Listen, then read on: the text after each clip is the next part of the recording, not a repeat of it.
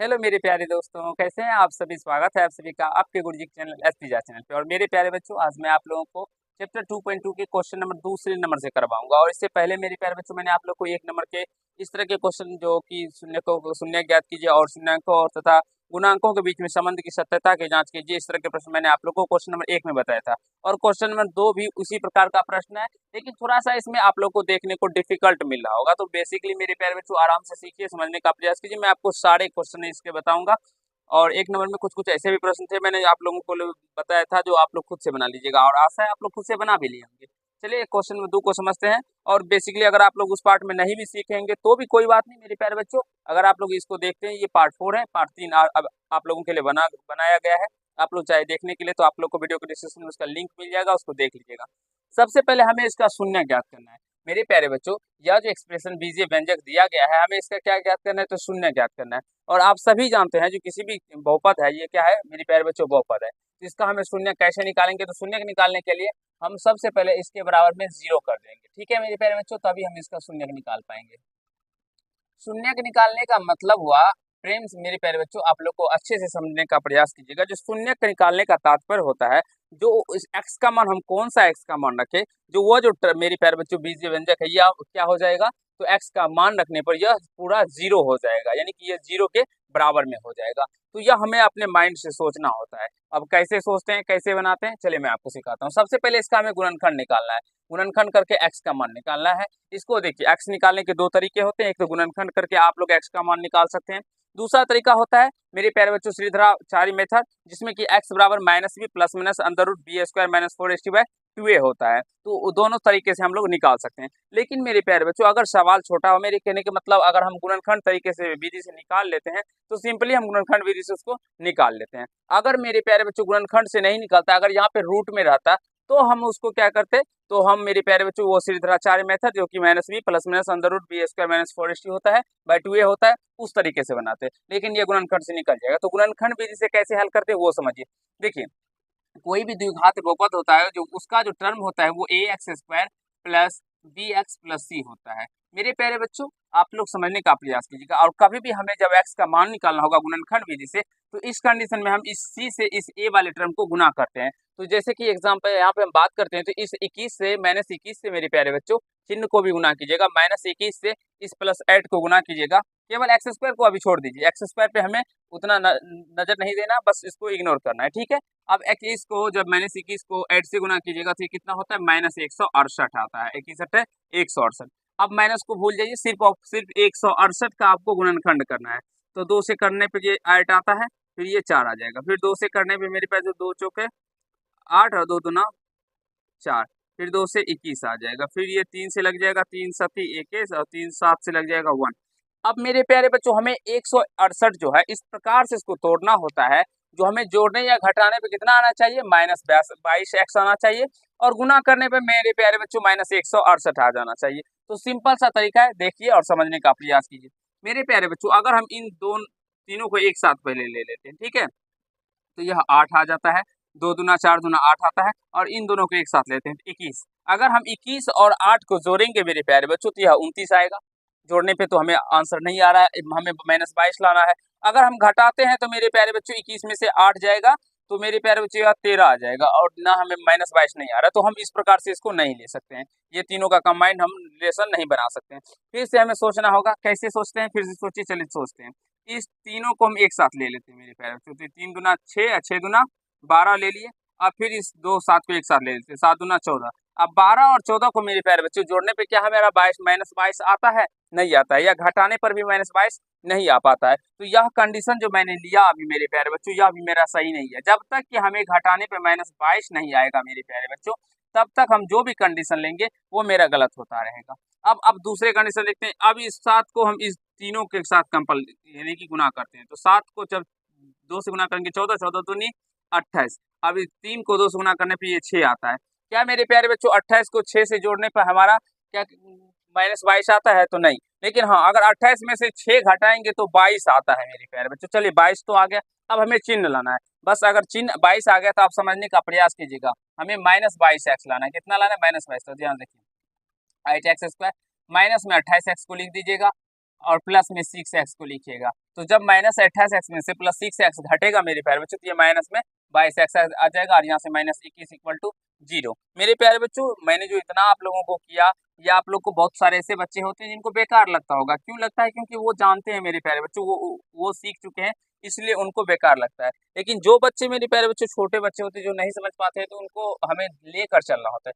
यहाँ से 4x common लेने पे ये 4 दूना 8 हो जाएगा, 4 सत्ते 28। मेरे प्यारे बच्चों यहाँ से x बचेगा, 2x बचेगा और माइनस 7 बचेगा। फिर प्लस में यहाँ से हमें क्या कॉमन लेना होगा, तो यहाँ से मेरे प्यारे बच्चों 3 कॉमन लेते हैं, तो ये 2x माइनस 7 आ जाएगा और यहाँ से 0 आ जाएगा। मेरे प्यारे बच्चों, यहाँ से देखिए 2x माइनस 7, दोनों x माइनस 7 दोनों में है, तो 2x माइनस 7 कॉमन ले लेते हैं, तो यहाँ पे बच जाएगा 4x प्लस 3 इक्वल टू 0। तो यहाँ से 2x, मेरे प्यारे बच्चों समझने का प्रयास कीजिएगा, 2x माइनस 7 इक्वल टू 0 कर दीजिएगा और 4x प्लस 3 इक्वल टू 0 कर दीजिएगा। तो यहाँ से x इक्वल टू क्या हो जाएगा, 7, ये माइनस में इधर आने पे प्लस में हो जाएगा और ये गुना में था तो इधर भाग हो जाएगा। यहाँ से इसी प्रकार से इसे भी कर सकते हैं, 2x बराबर क्या हो जाएगा मेरे प्यारे बच्चों, 7 हो जाएगा। अगर किसी भी बच्चे को समझ में नहीं आया हो तो फिर इसलिए एक लाइन और लिख दे, 7/2 और इसको करने में 4x बराबर -3 और x बराबर मेरे प्यारे बच्चों -3/4। मेरे प्यारे बच्चों, यह जो निकला है x का मान 7/2 और -3/4, अगर मेरे प्यारे बच्चों इस बहुपद में हम रख देते हैं तो हमारा जो मान आएगा ये यानी यह दोनों क्या हो जाएगा मेरे प्यारे बच्चों, तो शून्य हो जाएगा। यहाँ तक आप सभी को समझने में कहीं से कोई दिक्कत नहीं हुआ होगा। अब हमें इसके संबंध की सत्यता की जांच करनी है। चलिए मैं आपको सिखाता हूँ। अतः यहाँ लिखिएगा, अतः बहुपद के शून्य, बहुपद के शून्य मेरे प्यारे बच्चों शून्य क्या सब हुए, तो 7/2 हुए और -3/4 हुए। मेरे प्यारे बच्चों लिखिएगा अब जो हमारा एक्सप्रेशन दिया गया है, यहाँ से देखिएगा 8x² -22x -21। मेरे प्यारे बच्चों, यह हमारा बहुपद दिया गया है। अब हमें इसके संबंध की सत्यता की जांच करनी है। संबंध की सत्यता की जांच करनी है, कैसे जांच करेंगे वो थोड़ा सा ध्यान दीजिएगा, मैं आपको चुटकियों में सिखा दूंगा। मेरे प्यारे बच्चों, यहाँ पे आप सभी जानते हैं कि a का मान 8 होगा, b का मान -22 होगा और c का मान -21 होगा। आप सभी भली भांति जानते होंगे और आप लोग को मेरे प्यारे बच्चों आता भी होगा। जो x² का जो कोफिशिएंट होता है वो a होता है, x का कोफिशिएंट b होता है और बचा पार्ट जो होता है कांस्टेंट मेरे प्यारे बच्चों वो c होता है, c का मान होता है। अब शून्यकों का योग निकाल लीजिए, शून्यकों का योग। मेरे प्यारे बच्चों, आप सभी को कहीं से कोई दिक्कत नहीं हो रहा होगा। बाबू देखिए दिखाई पड़ रहा है नहीं लोगों को, उसमें देखिए अच्छे से दिखाई पड़। शून्यकों का योग यानी कि 7/2 और यहाँ से प्लस -3/4 होगा मेरे प्यारे बच्चों। तो जब इसका हल कीजिएगा मेरे प्यारे बच्चों, चलिए मैं आपको नीचे करके दिखाता हूँ, देख लेता हूँ आप लोग को अच्छे से दिखाई पड़ रहा है या कहीं से कोई दिक्कत या समस्या तो नहीं हो रहा है। चलिए मेरे प्यारे बच्चों, अच्छे से दिखाई पड़ रहा है आप लोग को। 2 4 कैल्शियम 4 हो जाएगा और यहाँ से ये 2 भाग देने पे 2 7 दूना 14 और प्लस माइनस माइनस यहाँ से 3 हो जाएगा, 14 में से 3 जाएगा तो 11/4 आ जाएगा। कितना आ जाएगा मेरे प्यारे बच्चों, 11/4 आ जाएगा। ठीक है, समझने का प्रयास कीजिएगा। और शून्यकों का योग का जो फॉर्मूला होता है वो होता है -b/a। मेरे प्यारे बच्चों क्या होता है, -b/a होता है। तो आप लोग यहाँ से देखिए माइनस कितना है, b का मान कितना है -22, तो ये माइनस तो पहले से है और -b का मान है -22 बटे a का मान कितना है 8 है। या माइनस माइनस क्या हो जाएगा प्लस, यानी कि 22/8 हो गया, 2 से 11 2 चौके 8, 11/4 निकल के आता है -b। तो 11/4 के बराबर में -b/a भी लिख सकते हैं मेरे प्यारे बच्चों। और यही हमें संबंध की सत्यता का जांच करना था। तो आई होप मेरे प्यारे बच्चों आप सभी को समझ में आ गया होगा जी, या 11/4 के बराबर में -b/a भी हम लोग डाल सकते हैं। और यही हमें साबित भी करना था, संबंध की सत्यता की जो जांच कहा गया है यही हमें जांच भी करना था। क्या आप लोगों को मेरे प्यारे बच्चों कहीं से कोई दिक्कत या समस्या तो नहीं हुआ होगा? मेरे अकॉर्डिंग मैंने जो आपको बताया नहीं हुआ होगा। अब शून्यकों का गुणनफल, यहाँ से समझिए शून्यकों का गुणनफल क्या होता है मेरे प्यारे बच्चों। गुणनफल का बात करते हैं तो देखिए शून्य क्या सब निकला, 7/2 गुना -3/4, ये कटेगा नहीं तो -21 कितना हो जाएगा 8 आ जाएगा और -21 देखिए शून्यकों का गुणनफल का फॉर्मूला मैंने आप लोग को पीछे ही बता दिया है। बहुपद का बहुत सारे पार्ट्स बने हैं, देखिए सीखने का प्रयास कीजिए, उसमें मैंने आप लोग को सूत्र सारा बता चुके हैं मेरे प्यारे बच्चों। शून्यकों का गुणनफल होता है c/a। अब और c का बात करते हैं, c का मान कितना है -21 बटे a का मान कितना है 8, तो मेरे प्यारे बच्चों -21/8 के बदले में हम लोग c/a भी लिख सकते थे। तो यहाँ पे c/a लिख दीजिएगा -21/8 के बदले में, और यही हमें जांच करना था। तो मेरे प्यारे बच्चों, आशा है मुझे आप सभी को कहीं से कोई दिक्कत या समस्या नहीं हुआ होगा, और आप लोग अच्छे तरीके से आज के बाद इस प्रश्न में आप लोगों को कहीं से कोई गलती या समस्या नहीं हुआ होगा मेरे प्यारे बच्चों, और आप लोग अच्छे से अपने नंबर प्राप्त कर लेंगे।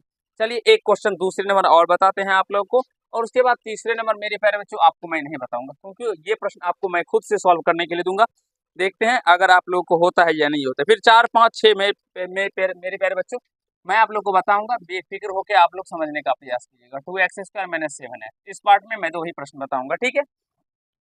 ये खत्म हो गया यहाँ पे। अब देखिए हमें इसका शून्यक निकालना है, तो शून्यक निकालने के लिए इसके बराबर में हमें 0 करना होगा। मेरे प्यारे बच्चों, इस तरह के प्रश्नों में हमें कुछ भी सोचना नहीं होता है। बाबू देखिए और सीखने का प्रयास कीजिए। देखिए इसमें कोई नंबर तो कॉमन आ नहीं रहे, लेकिन x है तो x कॉमन आ रहा है, तो x कॉमन लेने पे यहाँ से हो जाएगा 2x और -7 = 0। तो यहाँ से मेरे प्यारे बच्चों x बराबर में 0 हो जाएगा, और 2x - 7 = में क्या हो जाएगा 0।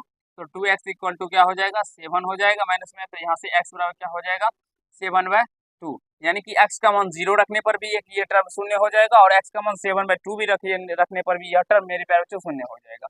अतः बहुपद का शून्य, अतः बहुपद का शून्यक। मेरे प्यारे बच्चों यह सब प्रश्न बहुत ही आसान होता है, बस समझने का फेर होता है, आप लोग समझ नहीं पाते हैं। एक 0 होगा और एक 7/2 होगा। अब मेरे प्यारे बच्चों, अब देखिए जो हमारा बहुपद एक्सप्रेशन दिया गया है 2x² - 7x दिया गया है, तो इसमें a का जो मान होगा आप सभी जानते होंगे, a का मान कितना होगा 2 होगा, और b का मान -7 होगा। मेरे प्यारे बच्चों अगर हम बात करते हैं तो इसमें c का मान नहीं दिया है, तो हम c के बराबर में 0 कर देंगे, ठीक है, क्योंकि द्विघात बहुपद जो होता है वो ax² + bx + c होता है। तो x² का कोफिशिएंट यानी कि गुणांक जो होगा वो a होगा, तो x² का कोफिशिएंट 2 है, तो 2b का कोफिशिएंट -7 है, तो -7 x का कोफिशिएंट b कहलाता है ना, तो यहाँ पे x का कोफिशिएंट -7 है, और बचा हुआ पार्ट c तो है नहीं, तो इसलिए हमने 0 कर दिया मेरे प्यारे बच्चों। अब देखिए शून्यकों का योग, शून्यकों का योग, शून्यकों का योग। मेरे प्यारे बच्चों अगर आप लोग सपोर्ट कीजिएगा तो मेरे प्यारे बच्चों मैं आप लोगों के लिए बहुत जल्द ही डिजिटल बोर्ड का भी व्यवस्था करूंगा। मेरे प्यारे बच्चों एक बार आप लोग जरूर इस गुरुजी को भी सपोर्ट कीजिए। मेरे प्यारे बच्चों ये क्या निकल के आ गया 7/2 निकल के आ गया। अब हम फॉर्मूला का बात करते हैं, तो फॉर्मूला होता है योग का, यानी कि अल्फा अगर बीटा शून्यक हो तो ये फॉर्मूला -b/a, और -b का मान कितना है मेरे प्यारे बच्चों -7, तो -7/a का मान कितना है 2, तो इसको 7/2 भी लिख सकते हैं। तो यानी कि 7/2 को मेरे प्यारे बच्चों हम लोग -b/a लिख सकते हैं, तो यानी कि इसको -b/a भी लिख सकते हैं। यही हमें भी निकालना था और दिखाना भी था मेरे प्यारे बच्चों। आशा है आप लोग को समझ में भी आ रहा होगा। अब शून्यकों का गुणनफल, शून्यकों का गुणनफल,